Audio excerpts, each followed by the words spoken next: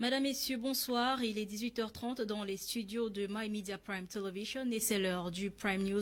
Ouvrons ce journal avec ce fait divers. Les habitants de Baham, dans les hauts plateaux de l'Ouest, ont pris d'assaut le lycée classique de Baham pour un règlement de compte avec le dénommé Alobo Brice, surveillant général du lycée, accusé d'avoir abusé d'une fillette de 15 ans, élève en classe de 5e. Selon le récit des témoins, l'accusé, après moult tentatives de séduire la fillette, il obtiendra un téléphone portable pour la victime qui l'invitera par la suite dans son bureau afin de le récupérer. Une fois à l'intérieur, le présumé coupable serait passé à l'acte.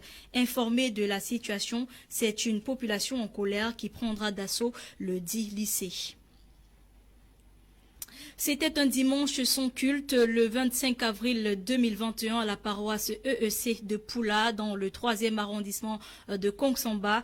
Des chrétiens ont scellé les portes de l'église réclamant le départ du pasteur Kougné qu'ils accusent d'empêcher le développement de la dite paroisse et dénoncent un grand nombre de manquements. Plus de précisions dans ce reportage que signe Gladys Bomotanguina. Un autre serviteur de Dieu embarrassé par les fidèles de l'église, le pasteur inconnu de la paroisse EEC de Poula, dans le 3e arrondissement de Kongsamba, département du Mungo, région synodale du Mungo Nord, s'est vu refuser l'accès de l'église le dimanche dernier pour cause des détournements de fonds de l'église depuis 2 ans, fait non approuvé par le dit pasteur. En effet, cette information est parvenue aux oreilles des fidèles lors d'une rencontre de mise au point par le directoire, évoquant que depuis les 9 années de la prise de fonction du pasteur inconnu, les 2 dernières années ont été blanches et de ce fait, ils ne sont plus désormais une paroisse. Une annonce qui a donc révolté les fidèles. Il y a 9 ans aujourd'hui, on nous a envoyé un pasteur, parce que nous sommes honnêtes, après c'est devenu une paroisse. On nous a envoyé un pasteur. Pendant 9 ans, nous nous rendons compte que c'est la cacophonie totale. S'il vous plaît, mettez-vous un peu à ma place, que vous restez pendant un consistoire. Ou pendant, on dit bien, un consistoire. Quand on parle de consistoire, c'est tous les pasteurs de la région qui sont là. Et quand vous dites que ça fait combien, ça fait 2 ans que vous ne versez pas vos contributions. Et de quoi? Ou alors sur quoi on vous dit que vous n'êtes plus paroisse. Selon les jeunes de la paroisse, leur process leur vient de la hiérarchie et sont prêts à le refaire avec tout autre pasteur qui selon eux ne viendrait pas pour enseigner, mais pour ses poches. Oui, le dernier détail que j'ai oublié de vous dire, les têtes ils vont faire comme ça, ils vont parler, ils vont croire que nous ne sommes pas sages. Nous sommes très sages. Parce qu'avant de faire ce que nous sommes en train de faire, nous sommes passés par la hiérarchie. Donc nous sommes passés par la hiérarchie avant d'être là où nous sommes là-bas. Et c'est cette hiérarchie qui nous demande de faire ce que nous sommes en train de faire là. Nous, on veut un pasteur de vocation, on veut plus un pasteur. Ici à Pola, nous avons décidé que on a besoin d'un pasteur de vocation. On ne veut plus de pasteur fonctionnaire. Celui qui va s'hasarder à venir chercher l'argent à Pola, on va le chasser. Même si la hiérarchie nous envoie notre pasteur, il se comporte de la même manière. On va se mobiliser, faire le déplacement, ça ne nous coûte rien. On va le chasser. Par ailleurs, le pasteur Kenyeu dénonce un conflit tribal. C'est l'église qui m'a fait ça. C'est l'église qui a déclaré en crise parce que je n'ai pas demandé qui est la crise. Je suis venu et j'attends que l'église officiellement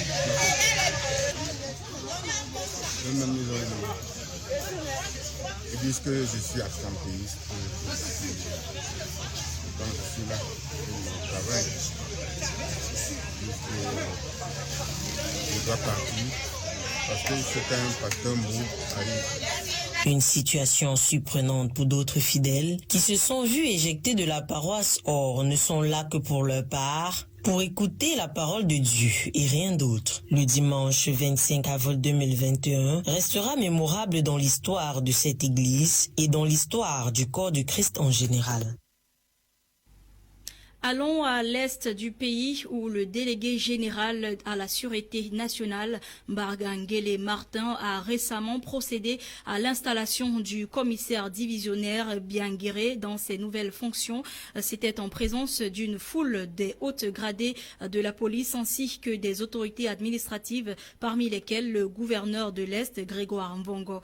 Plus de précisions avec notre correspondant de l'Est, Jean Didier.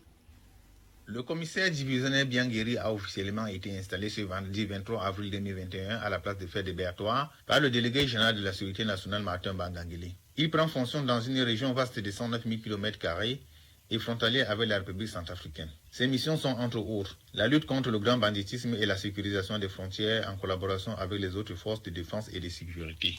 La sécurisation de la nationalité camerounaise, rétablir le pacte de confiance entre la police et les populations afin de redorer le blason de la sécurité nationale. Telles sont les principales recommandations de Martin Bangangele, délégué général à la sécurité nationale, lors de son rituel d'installation. Ce haut fonctionnaire de police, qui a été tour à tour commissaire de sécurité publique, commissaire du port de Douala, puis commissaire central, occupait le poste de directeur des affaires financières à la délégation générale de la sécurité nationale avant sa nomination. Il y remplace à ce poste le commissaire divisionnaire Assa Eric Che, promu inspecteur général du Morocar à la délégation générale de la sécurité nationale. Je me suis réjoui d'ailleurs de ce que mes collaborateurs partagent la même préoccupation que moi. Nous allons nous mettre immédiatement au travail ensemble pour mériter davantage la confiance de la hiérarchie. Je comprends que je suis bien accueilli et attendu, c'est le temps que la cérémonie a connu un ajournement, mais ça n'a rien changé à l'accueil qui m'a été réservé. Notons que cette cérémonie de prise de commandement s'est tenue en présence des autorités administratives, politiques et religieuses de la région de l'Est, parmi lesquelles le gouverneur Grégoire Vongo et le président du conseil régional de l'Est, Alphonse Ouaman Bélé.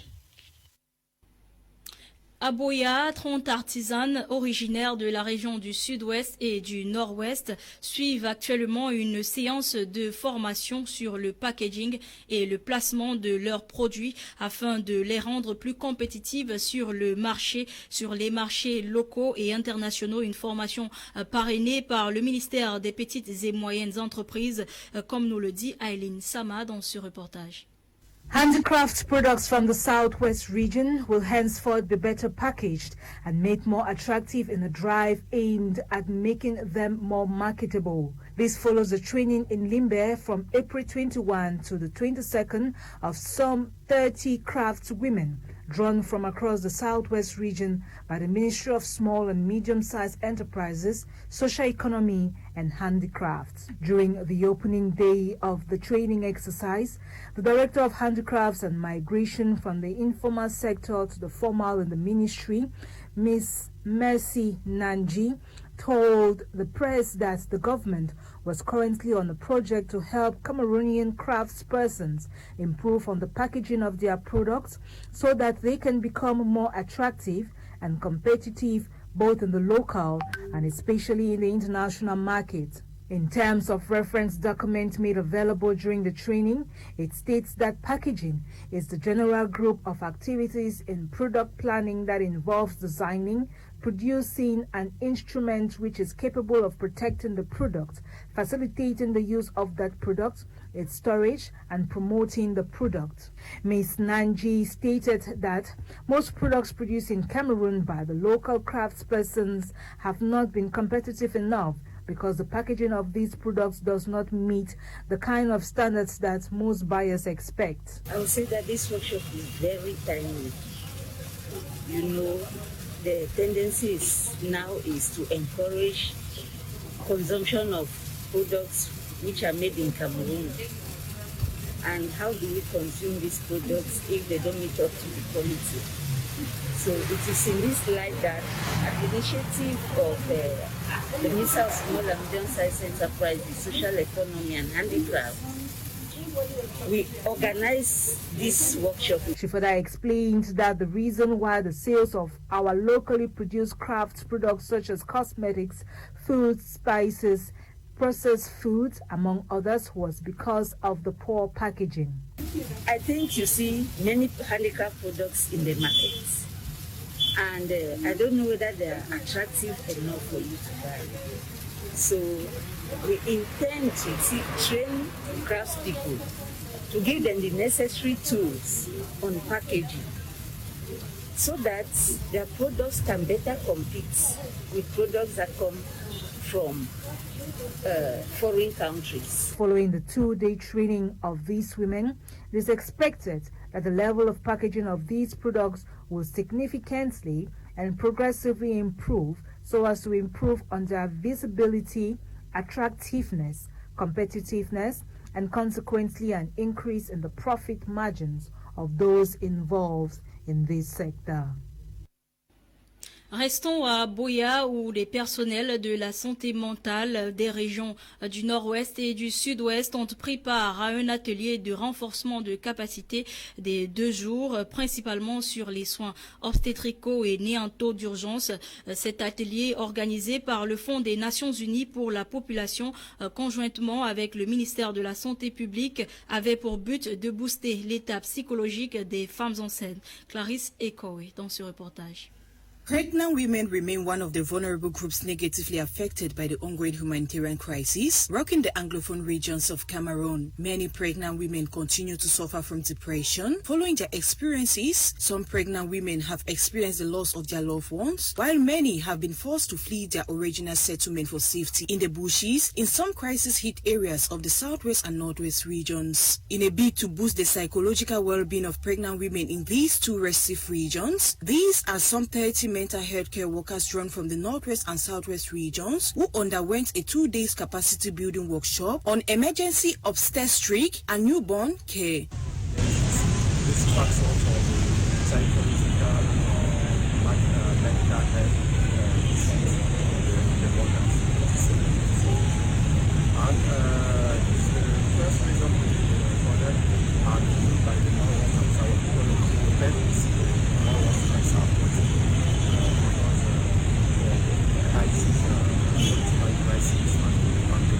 Should begin to the public health facilities and even private health facilities to raise the awareness of health workers to begin psychological issues and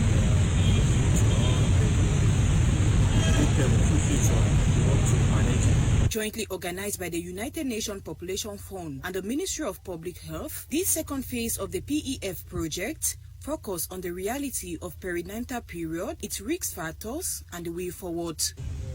Our country don't have a unit specialized in perinatal mental health. Why? We have a lot of mother who suffering from depression, maternal depression.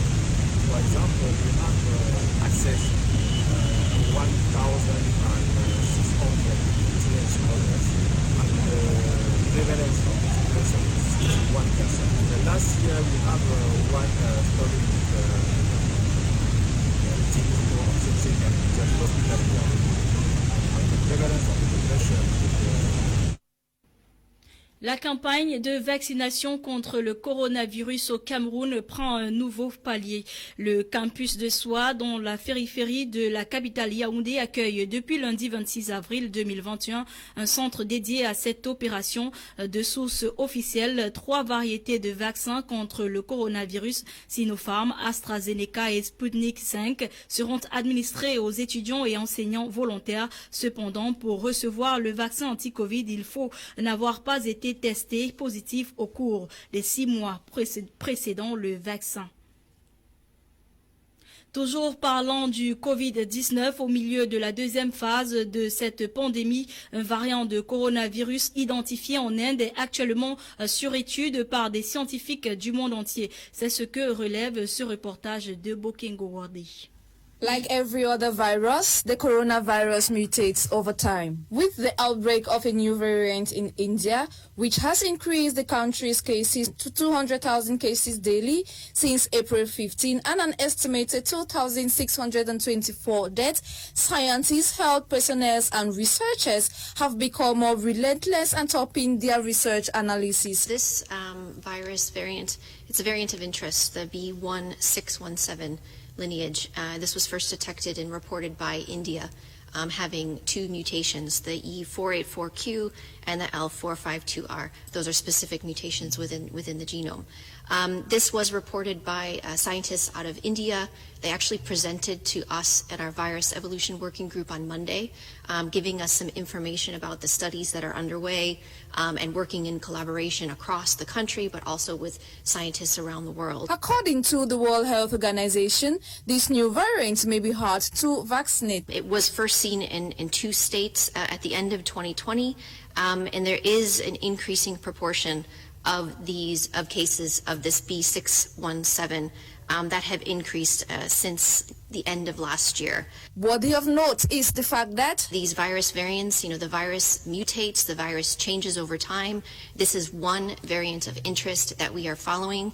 Having 2 of these mutations, which have been seen in other variants around the world, are concerning because there's a similarity in these mutations that confer increased transmissibility, for example, and some of these mutations also result in reduced neutralization, which may have an impact on our countermeasures, including the vaccine. It should be borne in mind that this new dangerous variant has already spread to more than 21 countries according to GSAID across the globe. These countries include Belgium, Germany, Switzerland, Singapore, the United States, Australia, United Kingdom, amongst others. Health personnel and scientists across the globe urges individuals to get the vaccines available in their countries so as to help curb the spread of the virus as well as kick off a fight of the pandemic.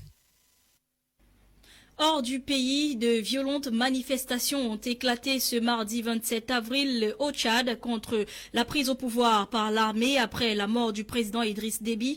Au moins 5 personnes sont mortes et 27 autres blessées. Le président français Emmanuel Macron a condamné avec la plus grande fermeté la répression au Tchad et s'est prononcé contre un plan de succession alors que le fils du président Déby dirige un conseil militaire à la tête du pays, rajoutant lors d'une réunion à Paris avec le président de la République démocratique du Congo, Félix Tshisekedi, qu'il restait en faveur d'une transition pacifique au Tchad et que la France travaillerait avec les partenaires internationaux de la région pour améliorer la situation du pays. Je vous propose à présent de suivre cet extrait du président français Emmanuel Macron. Pour rendre hommage au président défunt Idriss Déby et pour soutenir un processus de transition qui doit ouvrir la voie de la démocratie et de la stabilité du Tchad. Et aujourd'hui, avant toute chose, nous voulons exprimer notre préoccupation sur l'évolution de la situation, en condamnant d'abord avec la plus grande fermeté la répression des manifestations et des violences qui ont eu lieu ce matin à N'Djamena. Nous appelons au respect des engagements qui ont été pris par le Conseil militaire de transition, celui d'une transition pacifique, inclusive sur le plan politique. Et je veux être ici très clair, j'ai apporté mon soutien à l'intégrité et la stabilité du Tchad très clairement à N'Djamena. Je suis pour une transition pacifique, démocratique, inclusive. Je ne suis pas pour un plan de succession. Et la France ne sera jamais aux côtés de celles et ceux qui forment ce projet. Le temps est venu de lancer un dialogue politique national ouvert à tous les Tchadiens. C'est ce qui est attendu aujourd'hui du Conseil militaire de transition et c'est la condition même de notre soutien. Et je veux ici dire que nous resterons engagés aux côtés de l'Union africaine, que préside le président Tshisekedi cette année, aux côtés aussi du G5 Sahel, et je veux saluer l'effort des présidents du G5 Sahel qui ont aussi œuvré à cette médiation avec beaucoup de force. Et il faut que dans les prochains jours, nous puissions rétablir la situation qui aujourd'hui me préoccupe très fortement. C'était donc là le président français Emmanuel Macron condamnant les répressions au Tchad.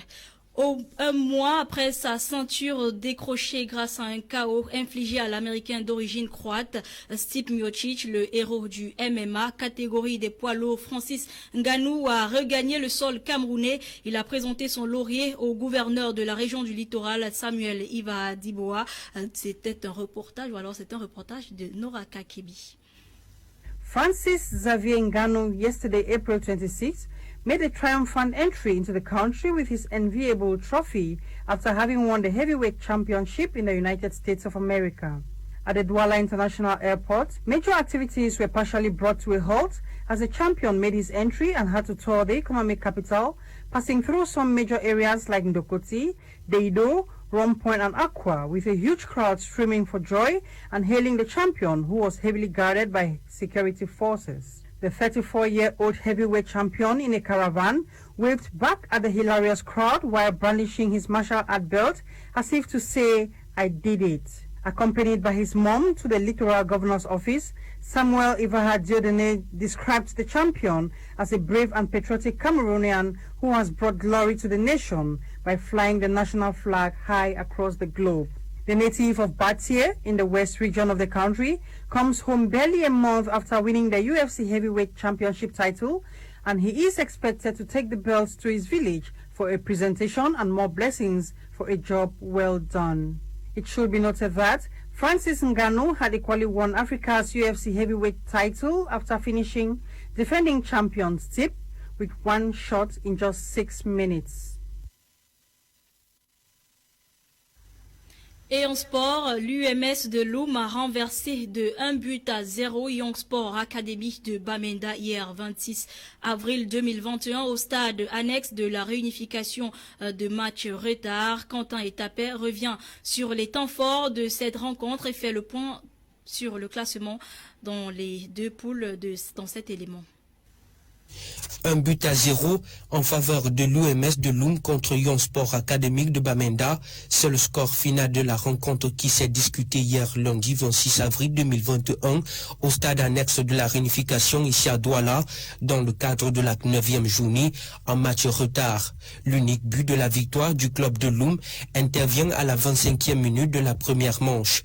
Dans le classement de cette 9e journée du pôle A, AS Fortuna occupe la première position avec 18 points à son actif. Fovu vient derrière avec 15 points. Stade Renard, Bamboutos de Boda et PWD de Bamenda sont 3e ex-aequo avec 14 points chacun. Diko FC vient en 4e position avec 12 points. Edine 5e avec 9 points, Avion 6e avec 8 points, Dragon 7e avec 7 points, Union 8e avec 6 points et Yafoot dernier avec 2 points seulement.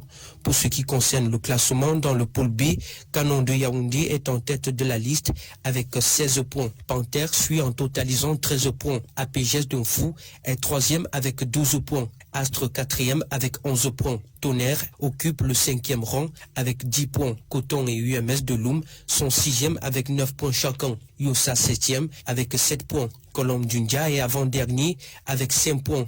Et New Star clôture avec 4 points. Tel est donc le classement provisoire de la 9e journée d'Elite One. Parlons à présent de la demi-finale de la Ligue des Champions de l'UEFA. À l'affiche du programme, ce soir à 20h00, Real de Madrid contre Chelsea au stade Alfredo Di Stefano à Madrid. Demain à la même heure, Paris Saint-Germain va jouer contre Manchester City en France. Ainsi indique l'actualité sportive.